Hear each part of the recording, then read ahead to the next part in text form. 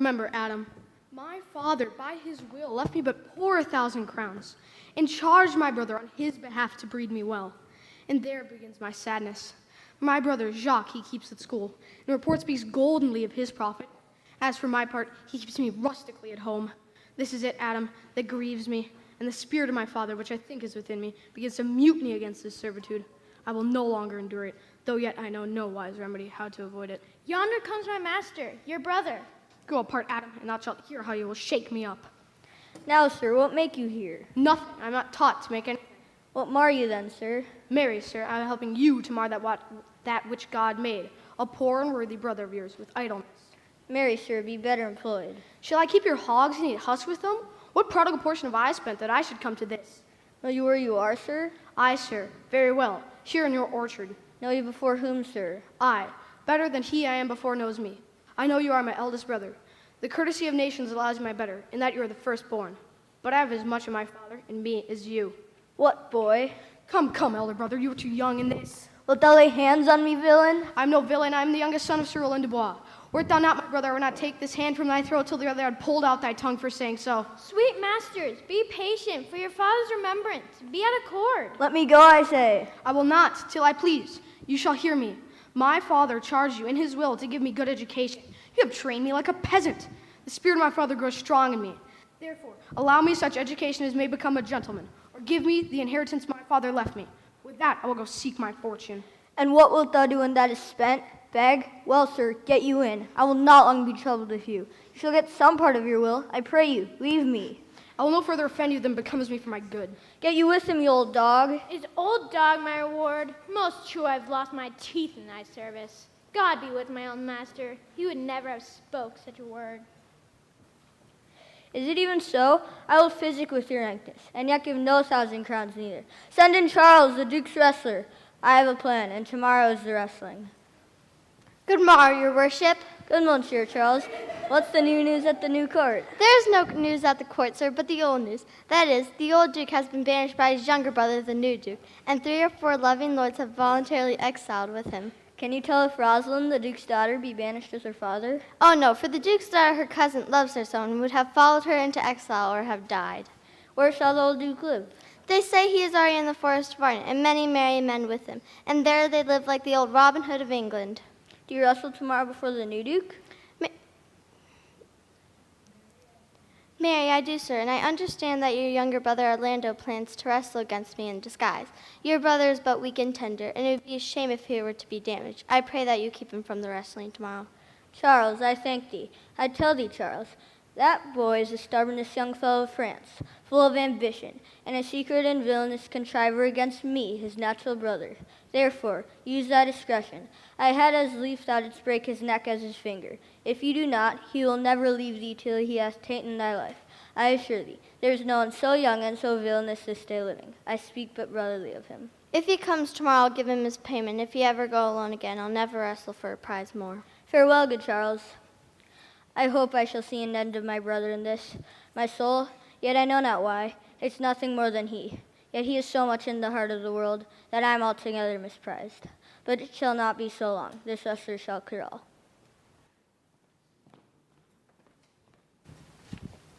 I pray thee, Rosalind, sweet, my coz, be merry. Dear Celia, I show more mirth than thy mistress of. Unless you could teach me to forget a banished father, you must not complain of my melancholy. Herein I see thou lovest me not with the full weight that I love thee. If my uncle, thy banished father, had banished thy uncle, the Duke my father, I could have taught my love to take thy father for mine. Well, I'll forget the condition of my estate to rejoice in yours. You know my father hath no child but I, and truly, when he dies, thou shalt be his heir. For what he hath taken away from thy father perforce, I will render thee again in affection. Therefore, my sweet Rose, my dear Rose, be merry. From henceforth I will, coz, and devise sports. Let me see, what thinkest you of falling in love? Marry, I prithee do, to make sport withal, but love no man in good earnest. That time is not yet come. How now, wit, whither arming you? Mistress, you must come away to your father. Were you made the messenger? No, by mine honor, but I was bid to come for you. Where learned you that oath, fool? Of a certain knight who swore by his honor they were good pancakes, and swore by his honor the mustard was rotten. Now I'll stand to it. The pancakes were rotten and the mustard was good, and yet was not the night forsworn. How prove you that in the great heap of your knowledge? Aye, Mary, now I muzzle your wisdom. Stand ye both forth now, stroke your chins, and swear by your beards that I am a knave. By our beards, if we had them, thou art. By my knavery, if I had it, then I were. But if you swear by that is not, you are not forsworn. No more was this knight swearing by his honor, for he never had any. Or if he had sworn it away before ever he saw those pancakes or that mustard. Enough! Speak no more. He'll be whipped one of these days. The more pity that fools may not speak wisely what wise men do foolishly. By my troth, thou sayest true. For since the little wit that fools have was silenced, the little foolery that wise men have makes a great show. Here comes Monsieur Lebeau. With his mouth full of news. Bonjour, Monsieur Lebeau.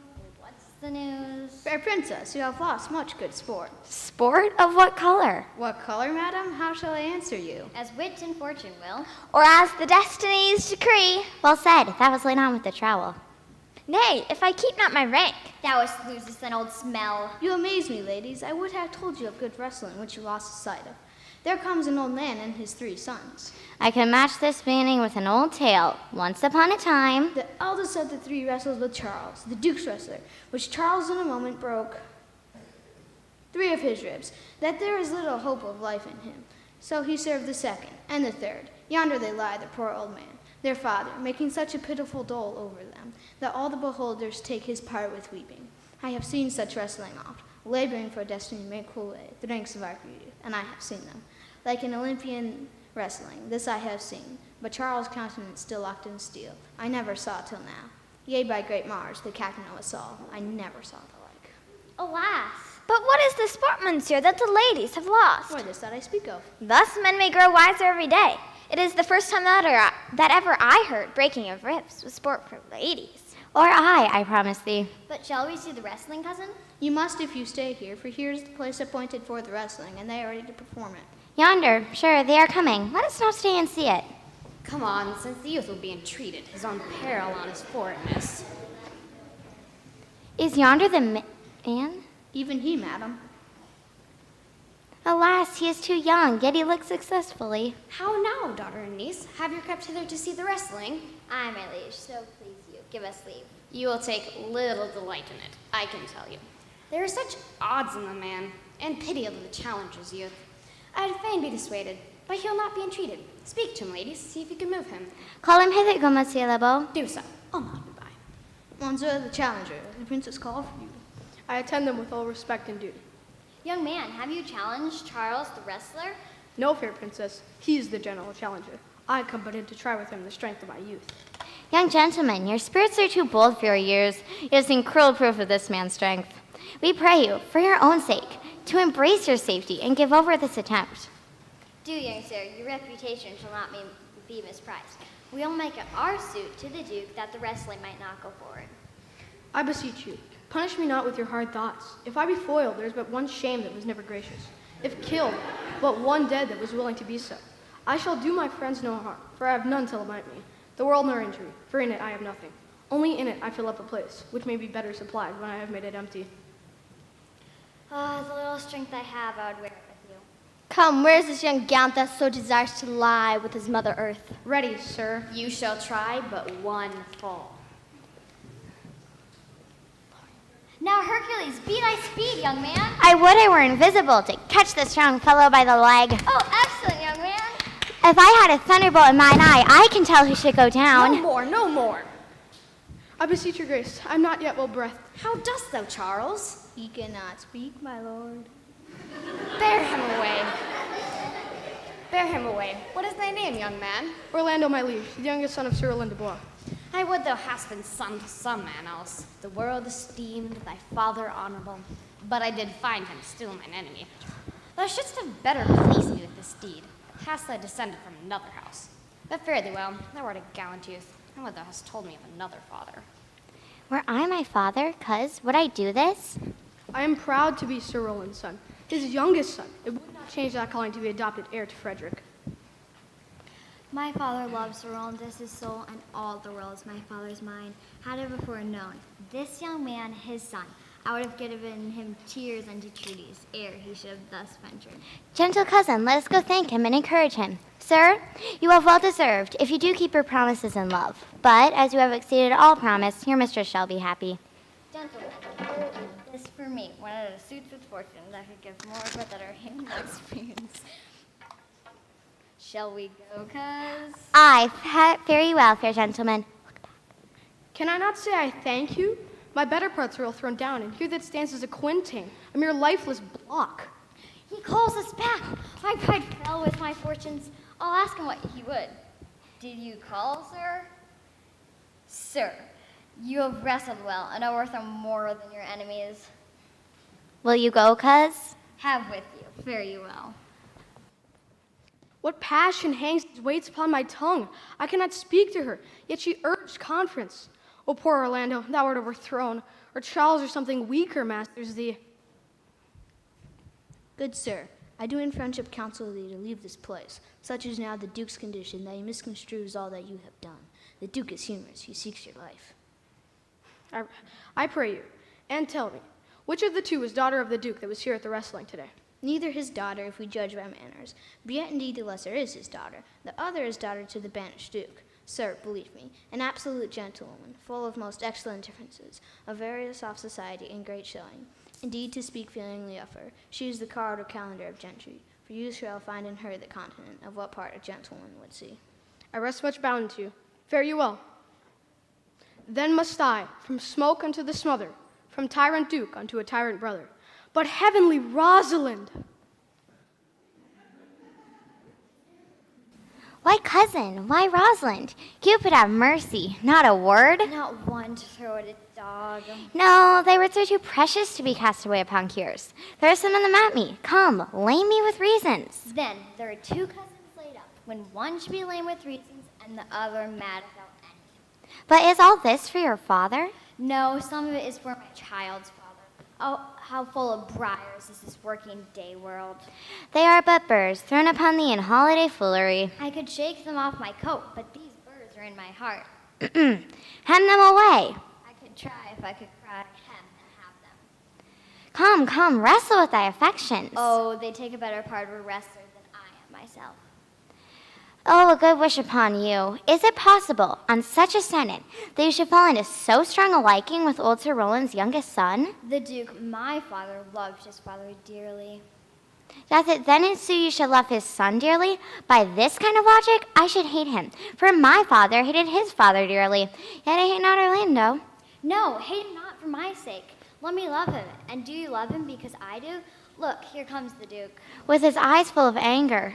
Mistress, dispatch you with your safest haste, and get thee from our court. Me, uncle? You, cousin, within these 10 days. If thou be found so near our public court as 20 miles, thou diest for it.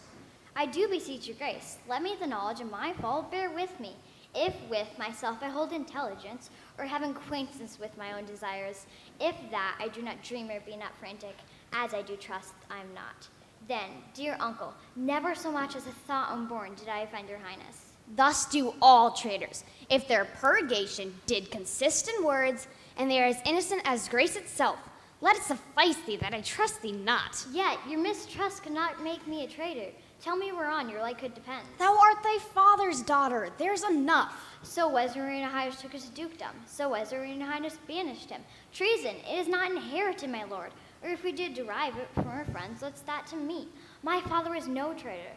Then, good my liege, mistake me not so much to think my poverty is treacherous. Dear sovereign, hear me speak. Aye, Celia, we stayed her for your sake, else she with her father ranged along. I did not then entreat to have her stay. It was your own pleasure and your own remorse. I was too young that time to value her, but now I know her. If she be a traitor, why, so am I. She is too subtle for thee, and her smoothness, her very silence and patience. Speak to the people, and they pity her. Thou art a fool. She robs thee of thy name. Thou wilt show more bright, and seem more virtuous when she is gone. Then open not thy lips, for irrevocable is my doom, which I have passed upon her. She is banished. Pronounce the sentence then upon me, my liege.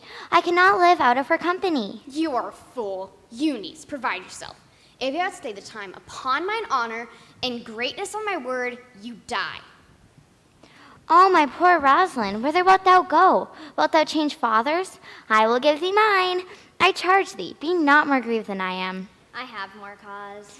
No, hast not, cousin. Prithee, be cheerful. Knowest thou not the Duke hath banished me, his daughter? He hath not. No, hath not? Shall we be sundered? Shall we part, sweet girl? No. Deviseth me how we may fly, whither to go and what to bear with us. Say what thou canst. I'll go along with thee. Why, whither shall we go? Seek my uncle in the forest of Arden. But what danger it would be to us, as maids we are, to travel forth so far. I'll put myself in poor and mean attire, and with a kind of umber smirch on my face. The like do you, so shall we pass along and never stir assailants. Were it not better that I do suit me, all points like a man, of a swash and a marshal name outside? What shall I call thee when thou art a man? I'll have no worse name than Job's own page. And therefore, look, you call me Ganymede, but what will you be called? Something that hath a reference to my state. No longer Celia, but Aliena. But, cousin, what if we had stayed to steal the clownish fool out of your father's court? Would he have not be a comfort to our travel? I'll go along o'er the wide world with me, devise the fittest time and safest way to hide us from pursuit that will be made after my flight. Now go we in content, to liberty and not to banishment.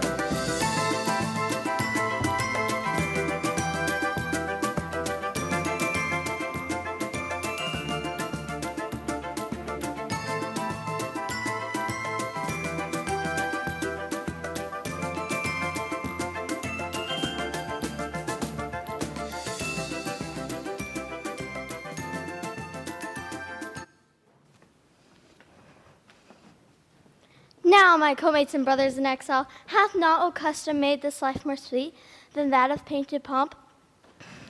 Are not these woods more free from peril in the envious court? Here we feel but the plenty of Adam, the seasons different as the icy fang, and the curlish chine of the winter's wind, which when it bites and blows upon my body, even till I shrink with cold, I smile and say, this is no flattery, these are counselors. The feeling persuades me what of I am. Sweet are the uses of adversity, which is like the toad, ugly and venomous, whereas yet a precious jewel in its head. This is our life, exempt from public haunt, finding tongues in trees, books in the running brooks, sermons in the stones, and good in everything. I would not change it. Happy is your grace that can translate the stubbornness of fortunes into so quiet and so sweet a style. Come, shall we kill some venison?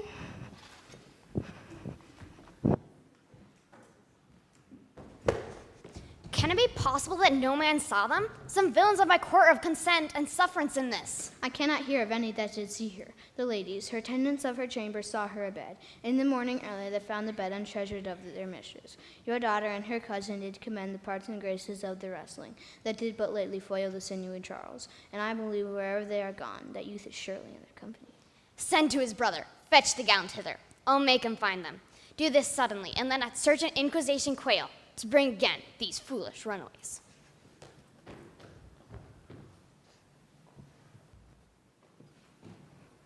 Who's there? What, my young master? Oh, my gentle master. Oh, my sweet master. Why, what make you here? Why are you virtuous? Why do people love you? And wherefore are you gentle, strong, and valiant? Your praises come too swiftly home before you. Know you not, master, some kind of men, their graces serve them but as enemies? No more do yours. Your virtues, gentle master, are but sanctified and holy traitors to you. Oh, what a world is this, when what is comely and venomsome that bears it. Why? What's the matter? Oh, unhappy youth, come not within these doors, within this roof. The enemy of all your graces lives, your brother, no brother, yet the son, yet not the son. I will not call him son. Of him I was to call your father, hath heard your praises, and this night means to burn the lodging you used to lie, and you within it. This house is but a butchery, abhor it, fear it, but do not enter it. Why, whither, Adam? Wouldst thou have me go? No matter whither, so you come not here. What, wouldst thou have me go and beg my food? Or with a base and boisterous sword and force? A thievish living on the common road. This I must do, or know not what to do. Yet this I will not do how I can. I rather will subject me to the malice of a diverted blood and bloody brother. But do not so. I have 500 crowns, the thrifty hire, I saved under thy father.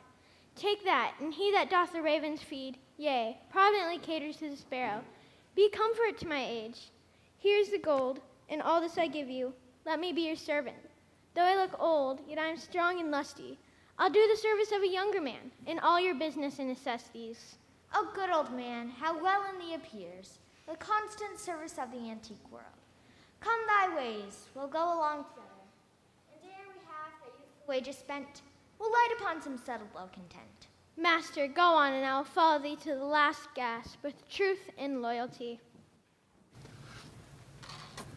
Oh, Jupiter, how weary are my spirits. I care not for my spirits if my legs were not weary. I could find to disgrace a man's apparel and cry like a woman, but I must come from my weaker vessels, as doublet and hose ought to show itself, courageous to petticoat, and therefore courage, good Aliena. I pray you, bear with me. I can go no further. For my part, I had rather bear with you than bear you. Well, this is the force of Arden. Aye, now am I in Arden, the more fool I. When I was at home, I was in a better place. But travelers must be content. Aye, be so. Good touchstone. Here, look you, here comes a man in an old solemn talk. That is William Baker, scorn you still. Oh, Corin, that you knew is how I do love her. I partly guess, for I have loved her now. No, Corin, being old thou canst not guess. But if thy love were ever like to mine, as sure I think, did never man love so. How many actions hast thou been drawn to by thy fantasy? Into 1,000 that I have forgotten. Oh, thou didst then ne'er love so heartily. If thou rememberest not the slightest folly that love did make thee run into, thou hast not loved. Or if thou hast not sat as I do now, wearying thy hearer in thy mistress' praise, thou hast not loved. Or if thou hast not or if thou hast not broken from company abruptly as my passion now makes me, thou hast not loved. Oh, Phoebe, Phoebe, Phoebe. Alas, poor shepherd, certain of thy wound, I have heard by adventure. Jove, Jove, the shepherd's passion is much upon my fashion. And mine, but it grows something stale with me. I pray you, one of you question yon man, if he for gold will give us any food. I faint almost to death. Hola, you clown! Peaceful, he's not thine kinsman. Who calls? Your betters, sir. Else they are very wretched. Peace, I say. Good eve to you, friend. If that love or gold from this desert place, Brian entertainment, bring us where we may rest ourselves and feed. Here is a young maid, a child much oppressed, and faints for succor. Fair sir, I pity her, and wish, for her sake, more than for mine own, my fortunes were more able to relieve her. But I am shepherd to another man, and do not share the fleeces that I grace. His flocks are now on sale. There is nothing you will feed on but what is. Come see. What is he that shall buy this flock and pasture? That young swain that you saw here but ere while.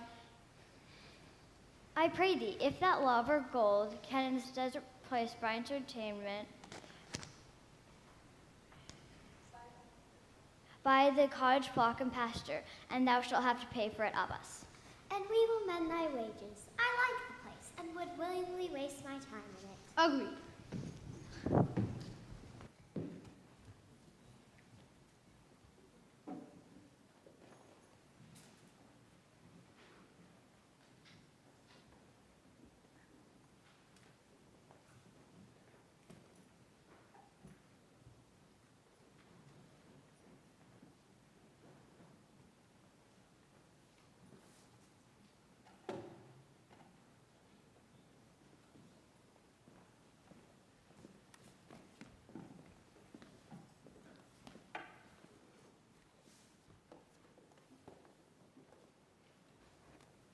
Dear master, I can go no further.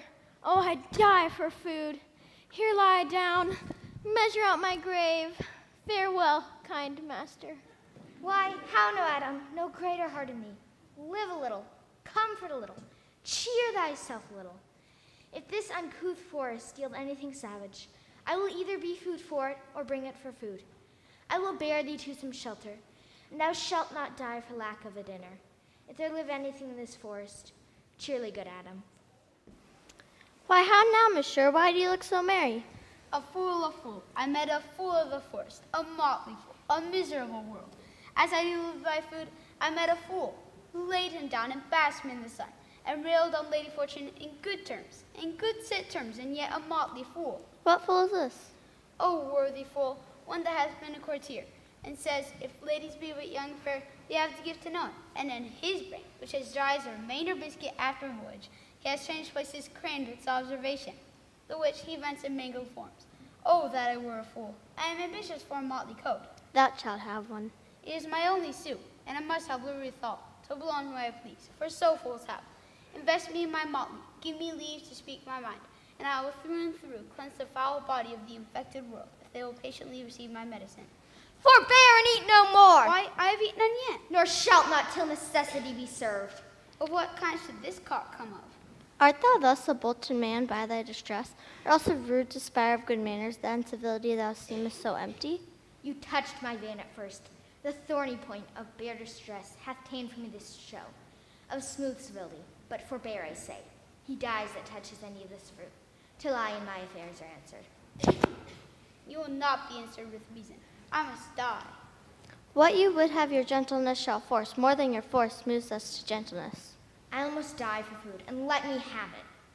Sit down, feed, and welcome to our table. Speak you so gently? Pardon me, I pray you. I thought that all things had been savage here. Therefore put I in the countenance of stern commandment. But whate'er you are, that in this desert, inaccessible, under the shade of melancholy boughs, lose and neglect the creeping hours of time. If ever you have looked on better days, if ever been rebellious of an older church, if ever sat at any good man's feast, if ever from your eyelid wiped a tear, and know what 'tis to pity and be pitied, let gentleness my strong enforcement be, in the which hope I blush, and hide my sword. True is that we have seen bare days, and have with holy bell been knolled to church. Therefore sit you down in gentleness. Then but forbear your food a little while. There's an old poor man who after me hath many weary step, limped in pure love. Go find him out, and we will nothing waste till you return. I thank you, and be blessed for your good comfort. Thou seest we are not alone unhappy. This wide and universal theater presents more woeful pageants than the scene wherein we play in. All the world's a stage, and all the men are merely players. They have their exits and their entrances, and one man in his time plays many parts. His acts being 7 stages. At first, the infant, kneeling and puking in the nurse's arms. Then the whining schoolboy, with his satchel and shining warning face, whooping like snail unwillingly to school. Then the lover, sighing like furnace, with a woeful ballad made to his mistress's eyebrow.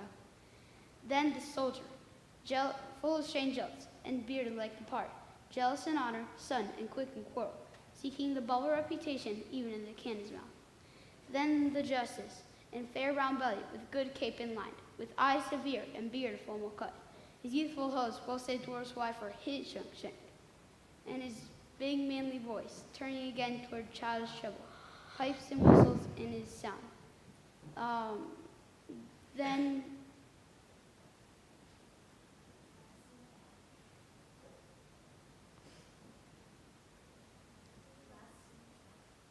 the last scene of all that ends this strange eventful history is second childishness and mere oblivion. Sans teeth, sans eyes, sans taste, sans everything. Welcome. Set down your venerable burdeth and let him feed. I thank you most for him. So had you need. I scarce can speak to thank you myself. Welcome. Fall to. Give us some music and good cousins sing. If that were you, good Sir Rawlinson, as you have whispered faithfully you were, be truly welcome hither. I am the Duke that loved your father. Good old man, thou art right welcome as thy master is. Support him by the arm, give me your hand, and let me all your fortunes understand.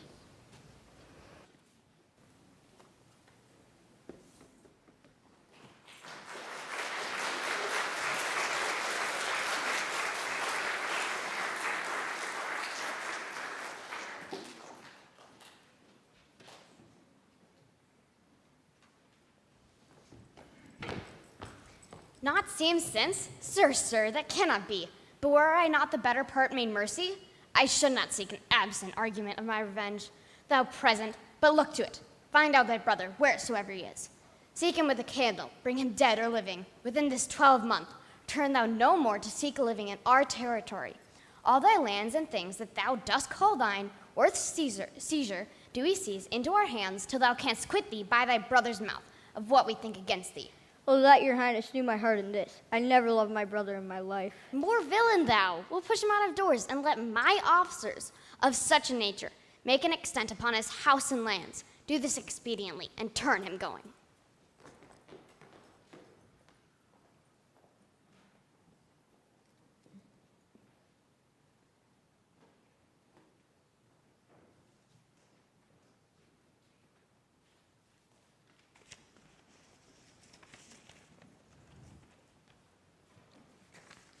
Hang there my verse and witness of my love. O Rosalind, these trees shall be my books, and in their barks my thoughts all character, that every eye which in this forest looks shall see thy virtue witnessed everywhere. Run, run, Orlando, carve on every tree, the fair, the chaste, the unexpressive she.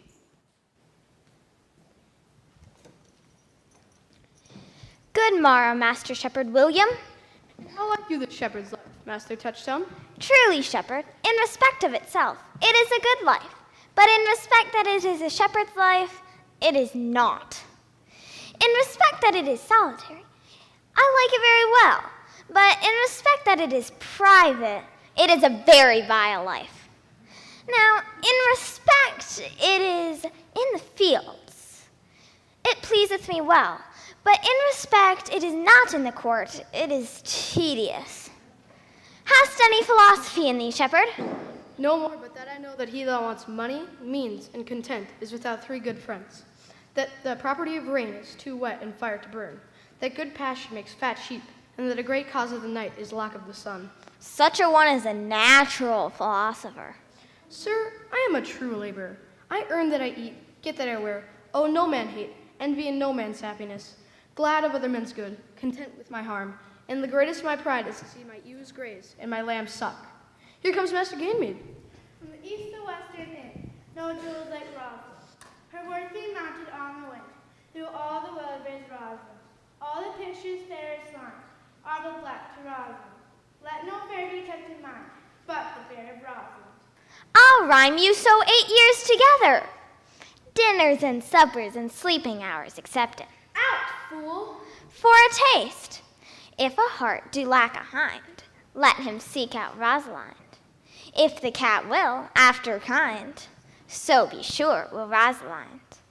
Winter garments must be lined, so must slender Rosalind. They that reap must sheaf and bind, then to cart with Rosalind. Sweetest nut hath sourest rind, such a nut is Rosalind. He that sweetest rose will find, must find his love in Rosalind. This is a very false gallop of verses. Why do you infect yourself with them? Peace, you dull fool. I fell on a tree. Truly, the tree yields bad fruit. Peace, here comes my sister reading. Stand aside. Why should this a desert be? For to some people, no. Tongues all hang on every tree, that shall civil saying show. I will Rosalinda write, teaching all that read to know the quintessence of every sprite. Heaven would in little show thus Rosalind of many parts, by heavenly sign it was devised, of many faces, eyes, and hearts, to have the touch's dearest prize. Heaven would that she these gifts should have, and I to live and die her slave. O most gentle Fulford, what tedious homily of love have you wearied your parish nerves withal, and never cried, have patience, good people? How now, back friend, shepherd, go off, go with him, sirrah. Come, shepherd, let us make an honorable retreat, though not with bag and baggage, yet with scrip and scrippage. Didst thou hear these verses? Oh yes, I heard them all, and more too, for some of them had in them more feet than verses would bear. But didst thou hear without wondering how thy name should be hanged and carved upon these trees? I was 7 of the 9 days out of the wander before you came, for that here I carved a palm tree. I was never so rhymed since Pythagoras' time, when I was an Irish rat which I can hardly remember. Trow you who hath done this? Is it a man? And a chain that you once wore about his neck. Change you color? I prithee, who? Oh, Lord, Lord, it is a hard matter for friends to meet, but mountains may be removed with earthquakes and so encounter. Nay, but who is it? Is it possible?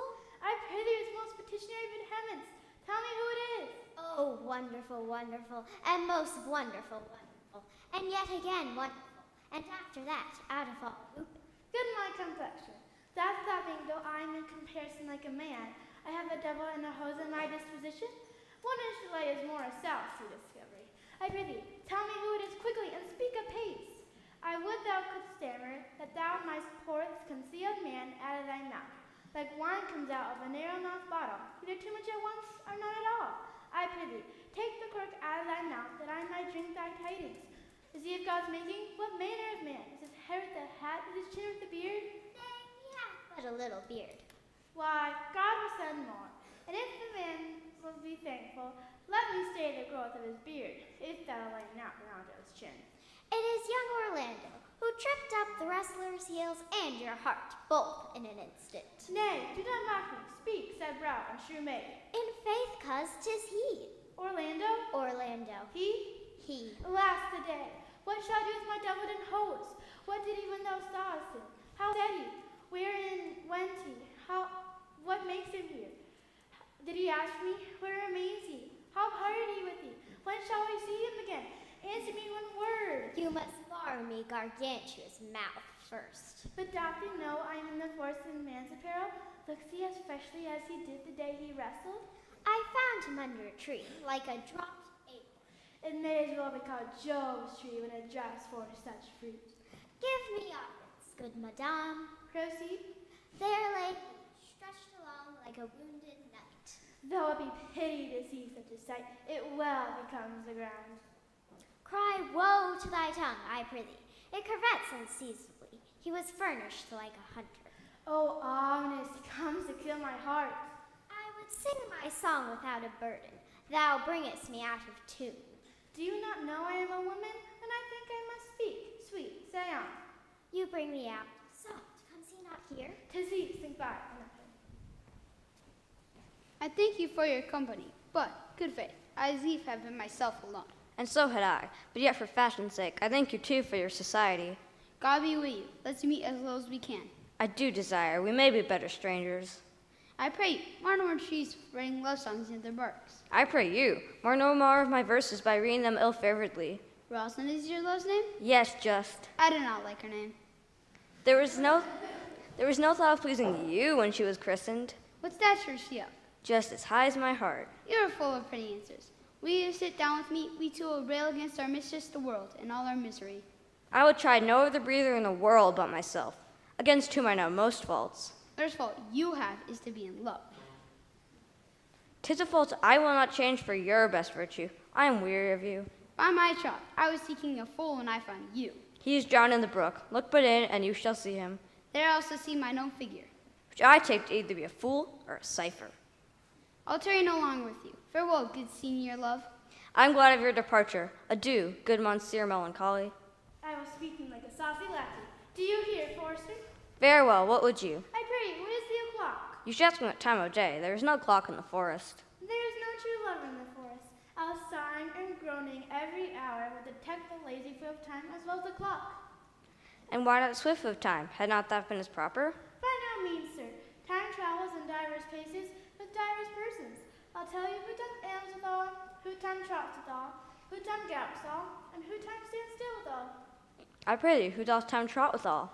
Mary, who trots hard with a young maid between the contract of her marriage and their solemnized, if the engine be but a week. Time's pace is so hard, it seemed the length of 7 years. Who ambles time withal? With the priest that lacks Latin, and the rich man that hath not the gout. For one sleeps easily because he cannot study, and the other lives merrily because he feels no pain. These time ambles withal.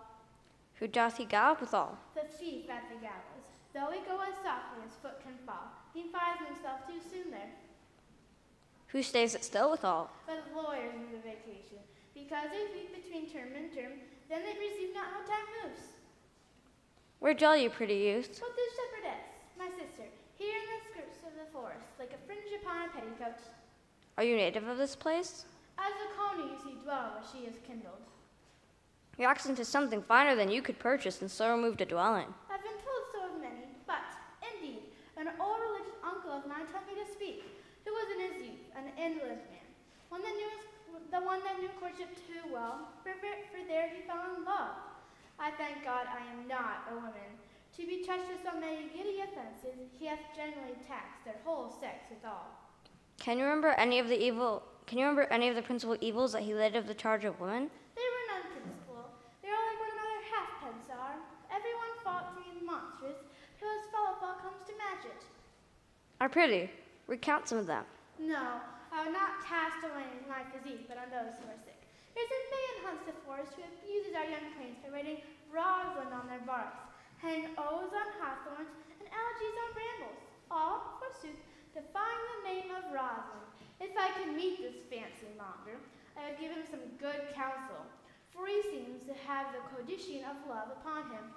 I am he that is so love shaked. I pray you, tell me your remedy. There is none of my uncle's marks upon him, for he taught me how to know a man in love. What were his marks? A lean cheek, which you have not, blue eye unsunken, which you have not, an unquestionable spirit, which you have not, a beard neglected, which you have not, but I pardon you for that, for simply you having a beard is a younger brother's revenue. Then your hose must be ungartered, your bonnet unbanded, your sleeve unbuttoned, your shoe untied, and everything around you demonstrating the careless desolation. But you are no such man. You are rather point device in your accoutrements, and loving yourself than seeming the lover of any other. Fair youth, I would I could make thee believe I love. Me believe it? You may as soon make her that you love believe it. But, in good sooth, are you he that hangs these verses on the trees wherein Rosalind is so admired? I swear to the youth by the white hand of Rosalind, I am he, that unfortunate he. But are you so much in love as your rhymes speak? Neither rhyme nor reason can express how much. Love is merely a madness, and I'll tell you. Deserves as much a dark house, and whip as madmen do. Yet I profess, curing it by counsel. Have you ever cured any so? Yes, one, and in this manner he was to imagine me his love, his messages, and I sent every day to me, at which time I would grieve, be effeminate, proud, apish, shallow, inconstant, full of tears, full of smiles, for every passion something, and for no passion surely anything. Now I would like him, now loathe him, then entertain him, then forswear him, then weep for him, then spit at him. Now I would drave my suitor from his mad humor of love to a living humor of madness, and to forswear the full stream of the world, and to live in a nook merely monastic. And thus I cured him. This way take upon me to wash your liver as clean as a sound sheep's heart, that there shall be not one spot of love in it. I should not be cured, youth. I will cure you if you will but call me Rosalind. Come every day to my coat and woo me. Now by the face of my love I will. Tell me where it is. Go with me, and I'll show you it. And by the way, you should tell me where in the forest you live. Will you go? With all my heart, good youth. Nay, you must call me Rosalind. Come, sister, will you go?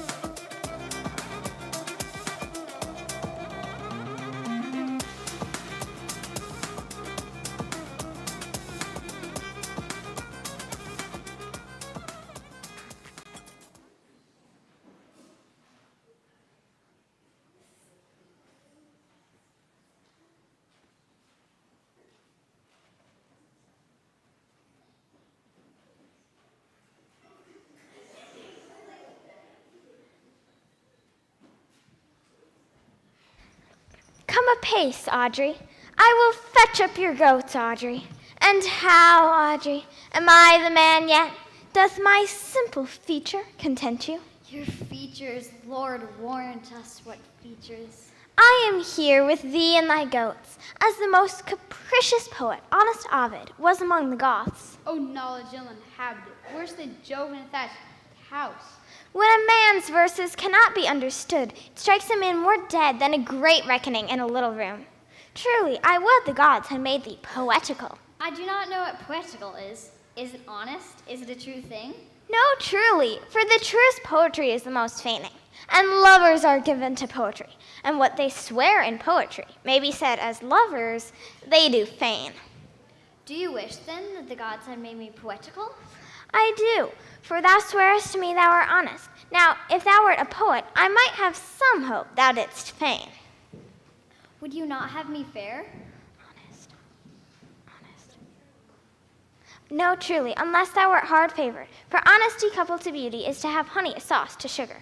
A material fool.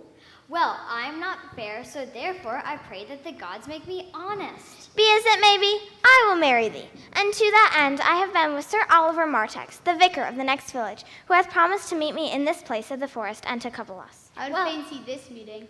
Well, the gods give us joy. Amen.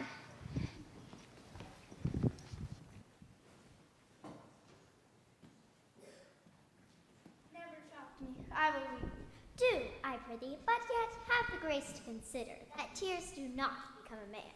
But have I not cause to weep? As good cause as one would desire, therefore weep. Why does word come this morning and comes not? Nay, certainly there is no truth in him. Do you think so? Yes, I think he's not a pick-purse nor a horse-stealer, but for his verity in love, I do think him as hollow as a worm-eaten nut. Not true in love? Yes, when he is in, but I think he is not in. You heard him swear downright he was. Was is not is. He attends here in the forest on the Duke your father. I met the Duke yesterday and had much question with him. He asked me of what parentage I was, and I told him as good as he. So he laughed and let me go. But what talk we have thought of when there is such a man as Orlando?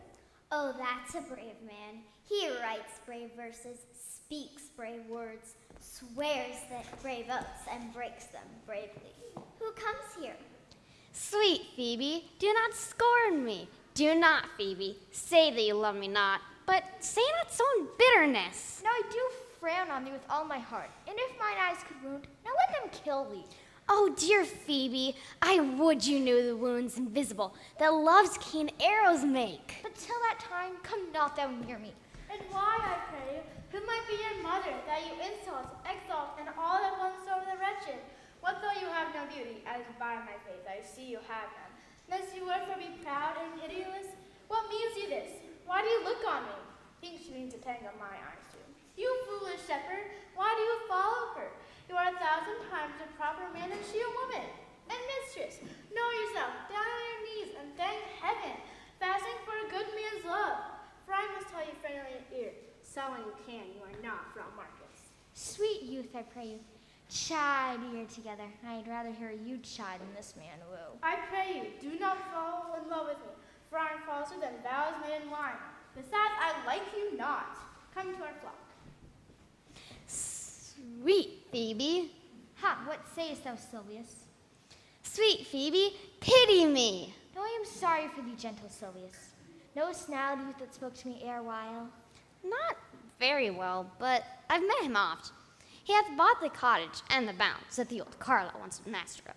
Think not I love him, though I ask for him. 'Tis but a peevish boy, yet he talks well. But what care I for words?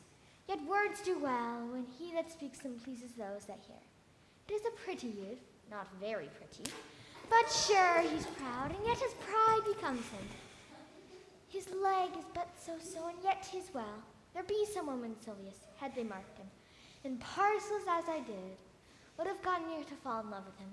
But for my part, I love him not, nor hate him not. And yet I have more cause to hate him than to love him. For what did he do to chide at me? I'll write him a very taunting letter, and thou shalt bear it, wilt thou, Silvius? Phoebe, with all my heart. I'll write it straight. I will be bitter with him in passing short.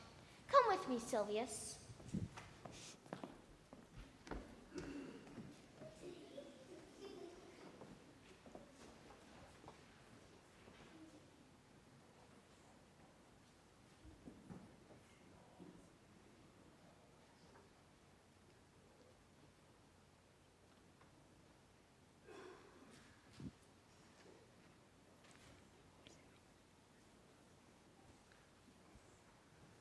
Good day and happiness, dear Rosalind. Why, how now, Orlando? Where have you been all this while? You, a lover, and serve me such another trick as this? Never come in my sight more. Dear Rosalind, I've come within an hour of my promise. Break an hour's promise in love. He that will divide a minute into 1,000 parts, and break but a part of the 1,000th part of a minute in the affairs of love, is but a base football player. Pardon me, dear Rosalind. Nay, and you be so tardy? Never come in my sight. I'd had as lief be wooed of a snail. Of a snail? Aye, of a snail. For though he comes slowly, he carries his house on his head. Come, woo me, for now I am in a holiday humor, and like enough to consent. What would you say to me now, an I were your very, very Rosalind? I would kiss before I spoke. Nay, you had better speak first, and when the conversation ran dry, you might then take occasion to kiss. How if the kiss be denied? Then she puts you to entreaty, and there begins new conversation. Now, am I not your Rosalind? I take some joy to say you are, but I would be speaking of her. Well, in her person I say I will not have you. Then in mine own person I die. Nay, faith, die by attorney. The poor world is over 6,000 years old, and in all this time there is not any man died in his own person in a love cause. Men have died from time to time, and worms have eaten them, but not for love. I would not have the right Rosalind of this mind, for I protest her frown might kill me. By this hand it will not kill a fly. But come, now I be your Rosalind in a more coming on disposition, and ask me which you will. I will grant it. Then love me, Rosalind? Yes, faith will I. Fridays and Saturdays and all. But wilt thou have me? I and 20 such. What sayest thou? Are you not good? I hope so. Then can one desire too much of a good thing? Come, sister, you shall be the priest and marry us. Give me your hand, Orlando. What do you say, sister? Pray thee, marry us. I cannot say the words. You must begin. Will you, Orlando? Go to. Will you, Orlando, have to wife this Rosalind? I will. Aye, but when? How now, as fast as she can marry us? Then you must say, I take thee, Rosalind, for wife. I take thee, Rosalind, for wife. And I do take thee, Orlando, for my husband. There's a girl goes before the priest. Certainly a woman's thoughts run before her actions. Now tell me how long you would have me, now that you have married me. Forever and a day. Say a day without the ever. No, no, Orlando. Men are April when they woo, December when they are wed. Maids are May when they are maids, but the sky changes when they are wives. I will be more jealous of thee than a Barbary rooster over his hen, more clamorous than a parrot against rain, more newfangled than an ape, more giddy than a monkey. I will weep for nothing, and I will do that when you are disposed to be married. I will laugh like a hyena, and that when thou art inclined to sleep. But will my Rosalind do so? By my life, she will do as I do. Oh, but she is wise. A man that had a wife with such a wit might say, which whither wilt? And for these next 2 hours, Rosalind, I will leave thee. Alas, dear love, I cannot lack thee 2 hours. I must attend the Duke at dinner. By 2 o'clock, I'll be with thee again. Go your ways, and so come death. 2 o'clock is your hour? Aye, sweet Rosalind. By my troth, and in good earnest, if you break one jot of your promise, or come 1 minute behind your hour, I will think you the most hollow lover that the world has ever known. Therefore, beware my censure, and keep your promise. By 2 o'clock, adieu. Adieu. Oh, coz, my pretty little coz, that thou didst know how many fathom deep I am in love. But it cannot be sounded, my affection hath an unknown bottom, like the Bay of Portugal. Or rather, bottomless, that as fast as you pour affection in, it runs out. I'll tell thee, Eliana, I cannot be out of sight of Orlando. I'll go find a shadow and sigh till he come. And I'll sleep.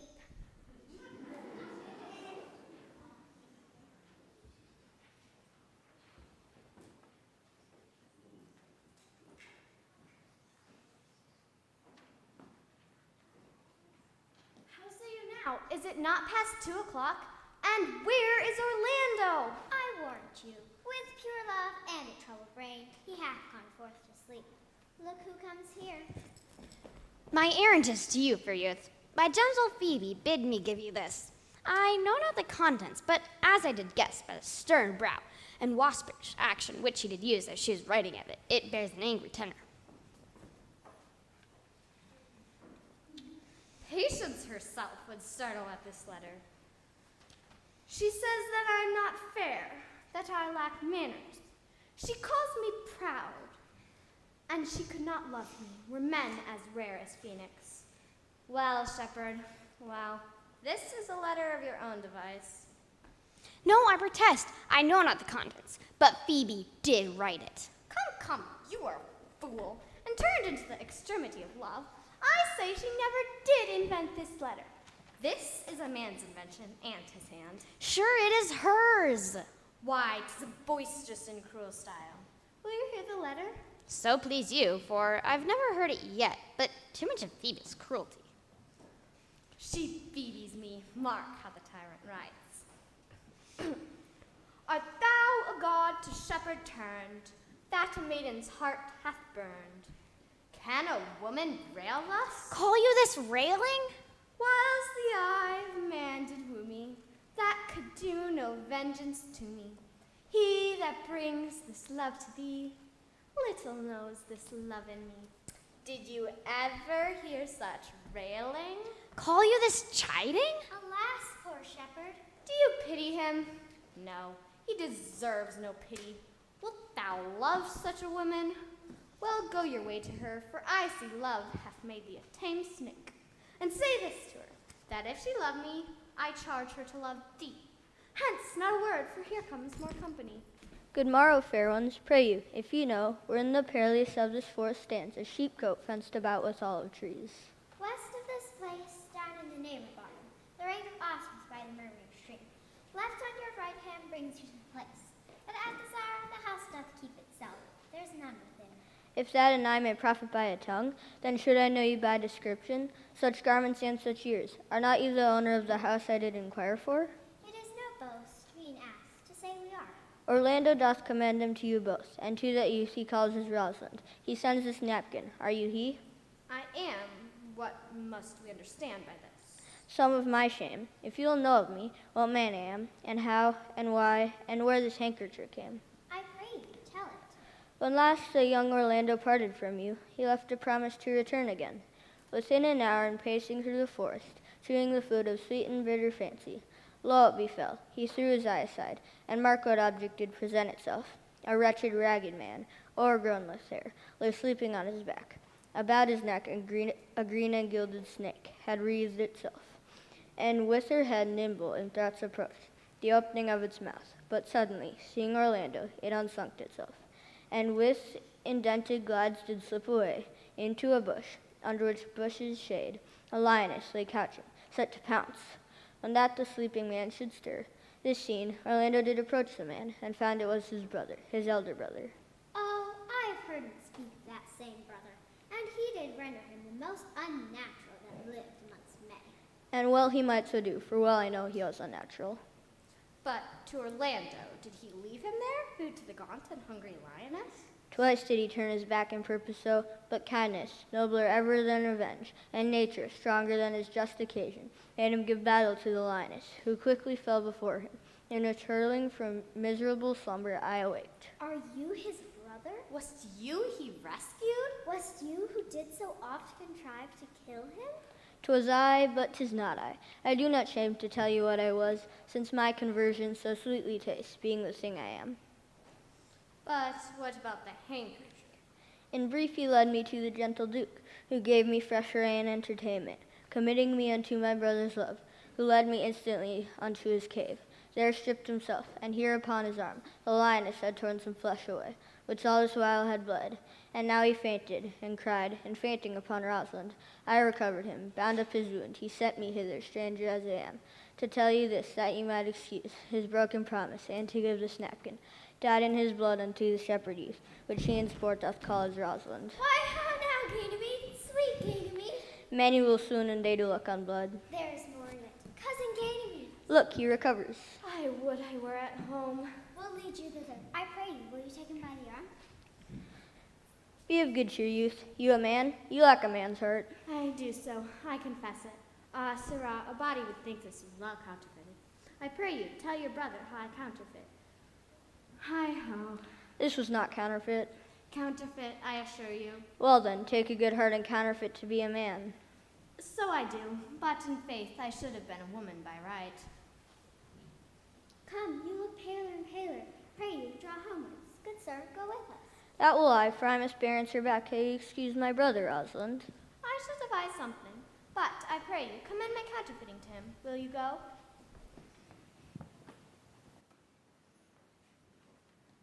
We shall find the time, Audrey. Patience, gentle Audrey. Faith, the priest is good enough for all the old gentlemen saying. A most wicked Sir Oliver, Audrey, most vile Martext. But, Audrey, there is a youth here in the forest lays claim to you. I know who 'tis. He had no interest in me in the world. Here he comes, you mean. Good even, Audrey. God give good eve to you, William. And good even to you too, sir. Good even, gentle friend. Cover thy head, cover thy head. Nay, prithee, be covered. How old are you, friend? 25, sir. A ripe age. Is thy name William? William, sir. A fair name. Wast born in the forest here? Aye, sir, I thank God. Thank God. A good answer. Art rich? Faith, sir, so-so. So-so is good. Very good. Very excellent good. And yet it is not. It is but so-so. Are you wise? Aye, sir, I have a pretty wit. Why, thou sayest well.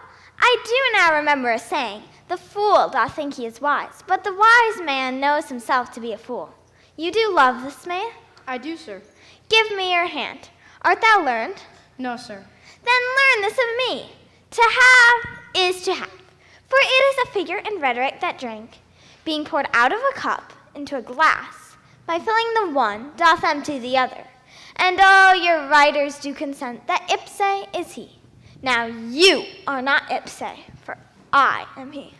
Which he, sir? He, sir, that must marry this woman. Therefore, abandon, which is in the vulgar, leave, this society, which in the boorish is company, of this female, which in the common is woman, which together is, abandon the society of this female, or thou perishest, or to thy better understanding diest, or to wit, I kill thee. Make thee away, translate thy life into death, therefore tremble and depart. Do, good William. God rest you merry, sir. Our master seeks you. Come, away, away. Trip, Audrey, trip. I attend, I attend.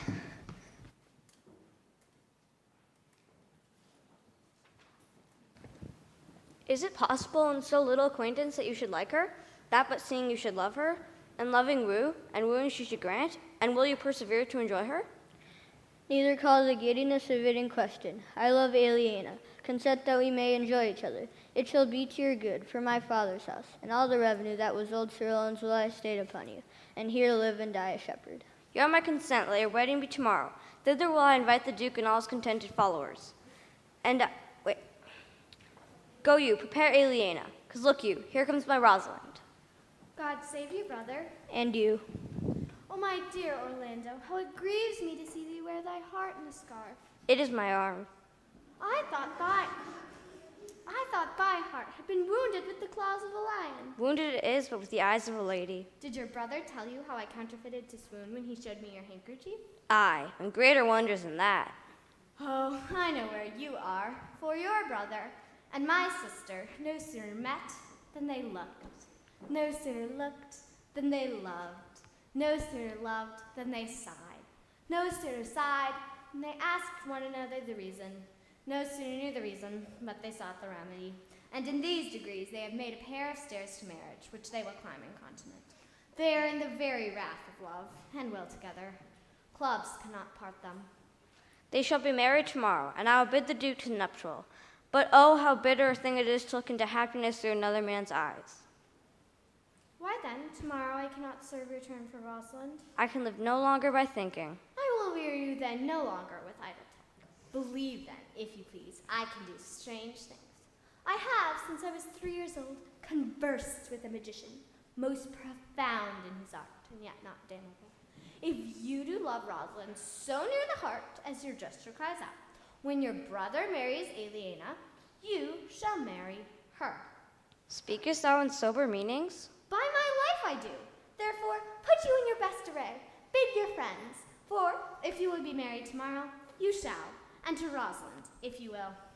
Look, here comes a lover of mine and a lover of hers. Youth, you have done me much ungentleness to show that letter that I writ to you. I care not if I have. It is my study to seem despiteful and ungentle to you. You are therefore followed by a faithful shepherd. Look upon him, love him, he worships you. Good shepherd, tell this youth what 'tis to love. It is to be all made of sighs and tears, and so am I for Phoebe. And I for Ganymede. And I for Rosalind. And I for no woman. It is to be all made of faith and service, and so am I for Phoebe. And I for Ganymede. And I for Rosalind. And I for no woman. It is to be all made of fantasy, all made of passion, all made of wishes, all adoration, duty, and observance, all humbleness, patience, and impatience, all purity, trial, and observance. And so am I for Phoebe. And so am I for Ganymede. And so am I for Rosalind. And so am I for no woman. If this be so, why blame you me to love you? If this be so, I blame you me to love you. If this be so, why blame you me to love you? Who do you speak to? Why blame you me to love you? To her that is not here, nor doth not hear. I pray you, no more of this. 'Tis like the howling of Irish wolves against the moon. I will help you if I can. I would love you if I could. Tomorrow meet me all together. And I will marry you if ever I marry woman, and I'll be married tomorrow.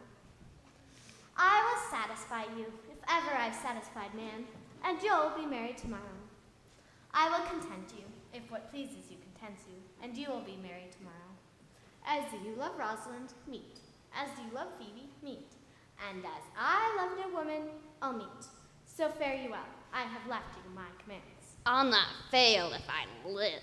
Nor I. Nor I.